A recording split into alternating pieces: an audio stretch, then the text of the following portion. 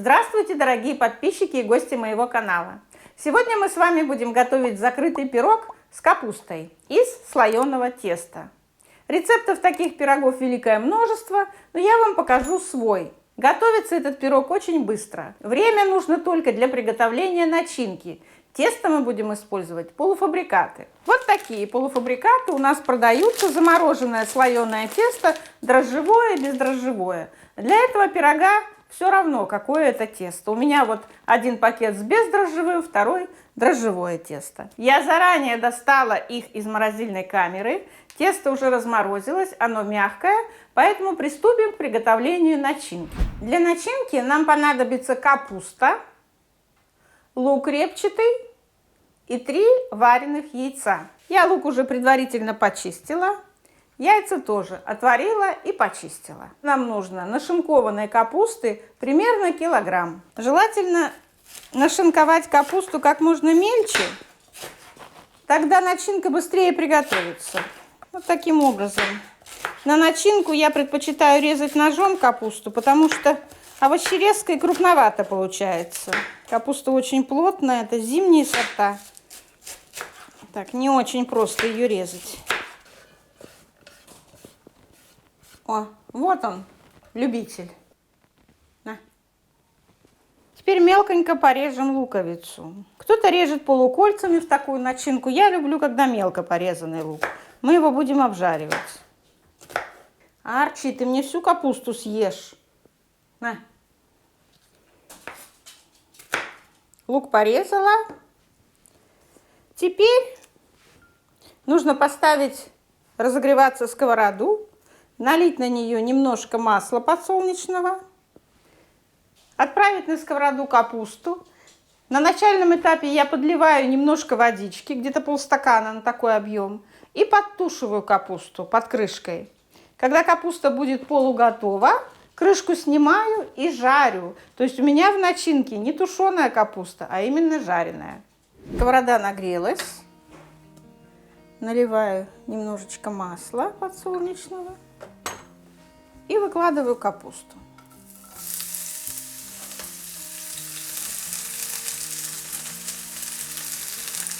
Капуста может сразу вся не вместиться, ничего страшного. Как только немножко осядет, добавлю. Наливаю полстаканчика воды. Убавляю огонь. И пусть капуста подтушится.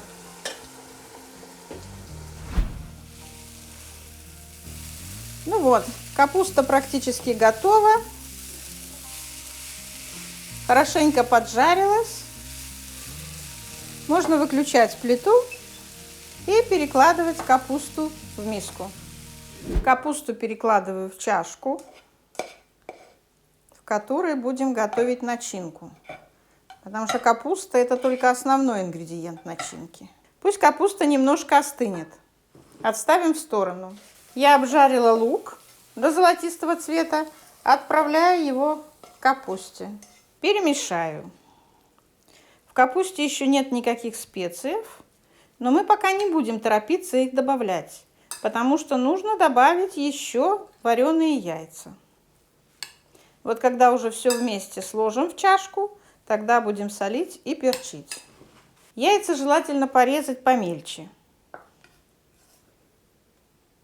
И в капусту добавляем. 3 яйца на такой объем капусты вполне достаточно.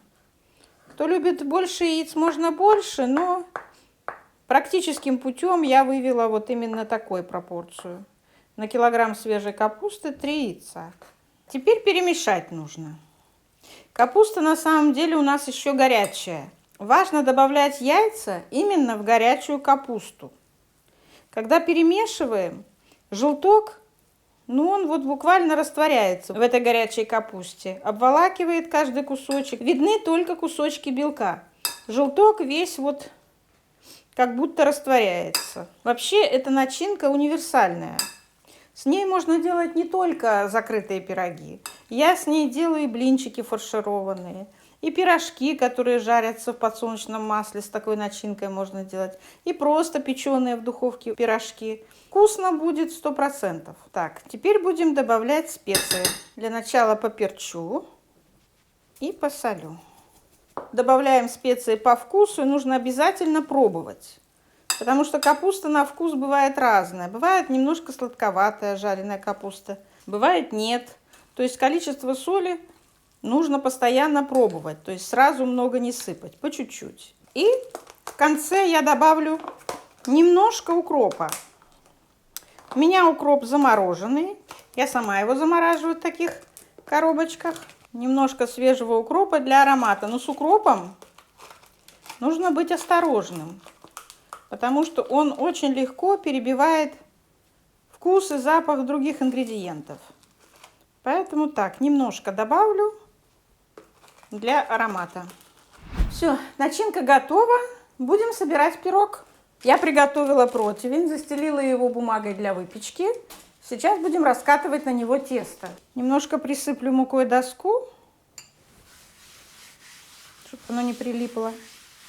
Тесто нужно раскатать в пласт размером с противень. Тесто хорошо раскатывается. Делать это нетрудно. Теперь вот таким способом я перемещаю пласт. Наматываю на скалку аккуратненько, чтобы не порвалось. И вот таким образом переношу на противень. Вот таким образом пласт лег на противень. Духовку я ставлю на 180 градусов. 10 минут она разогревается. И 20 минут выставлю для выпекания. Присыплю мукой, чтобы тесто не прилипало к скалке. И раскатываю пласт такой же величины, как первый. Так, немножко нужно потянуть стеночки.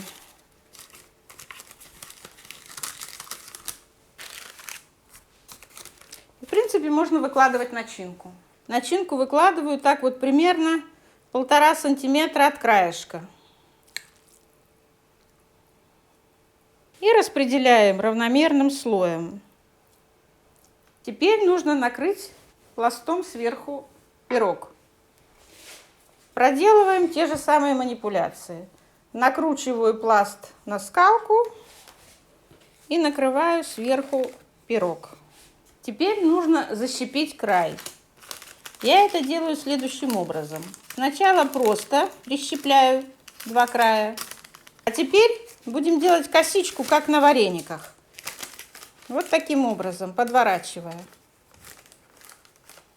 Готово. Теперь поверхность нужно смазать желтком. Я думаю, одного желточка тут достаточно будет. Хорошенько размажем, чтобы пирожок красивый был. Так, отлично, промазали. Теперь нужно взять вилку и сделать дырочки, для того, чтобы слоеное тесто сильно не пузырилось. Все, духовка сигнализирует, что она готова. Можно ставить выпекаться на 20 минут. Через 20 минут посмотреть, готов, не готов. Если не готов, еще продлить минут на 5. Но я думаю, что будет готов. Испекся наш пирог. У меня ушло не 20 минут, а 30. Как-то я побоялась через 20 минут доставать. Мне показалось, что недостаточно, и выставила еще 10 минут. Ну вот, пирог готов. Это не просто пирог, это объедение и спасение для хозяйки, особенно той, которая работает. Начинку вполне можно сделать заранее. Полуфабрикаты теста замороженного слоеного продаются в каждом супермаркете. Я всегда имею в запасе пару пачек. Из этого теста можно не только такой пирог сделать, можно сделать и сладкий пирог, и круассаны, и язычки. То есть это просто спасение. Ну что, давайте будем резать и смотреть. Вот такая красота получилась. Ну что, друзья, пробуйте. Именно с такой начинкой пирог с капустой получается бесподобным.